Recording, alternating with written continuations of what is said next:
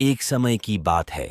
Vietnam की हरे भरी पहाड़ियों में बेस एक छोटे से सुरमी गांव में एक जीवंत युवा महिला रहती थी, जिसे मैकी नाम से जाना जाता था, जिसे गांव वाले प्यार से रेस गर्ल अपनाम देते थे।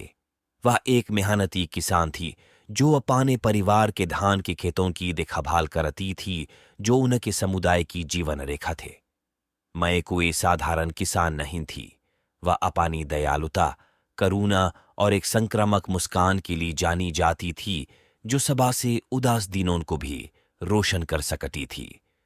उसका दिल उसके द्वारा काटे गए चावल की तरह शुद्ध और सुनहरा था। अपने दैनिक जीवन की परिश्रम और कठिनाइयों के बावजूद मैंने कभी भी आश्चर्य और आशावाद की भावना नहीं खोई। उसी गांव में मिन नाम का एक युवक रहता था। वह सपनों से भरे दिल वाले एक प्रतिभाशाली कलाकार थे, लेकिन छोटी उम्र से ही गरीबी की मार झेल रहे थे। उषा के पास खाने की लाए मुश्किल से ही कुछ होता था और अक्सर उसे गुजारा कराने के लिए संघर्ष कराना पड़ता था।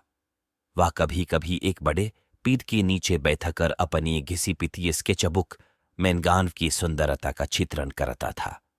मिन के रेखाचित्र जीवन की कठोर वास्तविकता से उसका पलायन थे।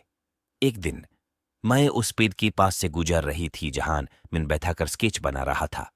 वह उषा की कलाकृति की प्रशंसा किए बिना नहीं रह सकी। जिज्ञासा बधी, उसने अपना परिचय दिया और प्रतिभाशाली लेकिन गरीब कलाकार के साथ बातचीत शुरू की। मैं की गर्मजोशी और दयालुता से मिन्हें मंत्रमुग्ध हो गया और दोनों जल्द ही दोस्त बन गए। जैसे जैसे उन्होंने एक साथ अधिक समय बिताया, उनकी दोस्ती और बही गहरी हो गए। उन्होंने पाया कि उनके मतभेद एक दूसरे की पूरक हैं, जिसा से एक आदर्श संतुलन बनाता है। माए ने मिन को कदी मेहनत और दृढ़ता का मूल्य सिखाया, जबकि मिन ने मय को कला और कल्पना किए दुनिया से परिचित कराया। साथ में उनमें एक अधिक सुंदर दुनिया बनाने और अपने पसंदीदा गांव का पोषण कराने का साझा जुनून पाया गया।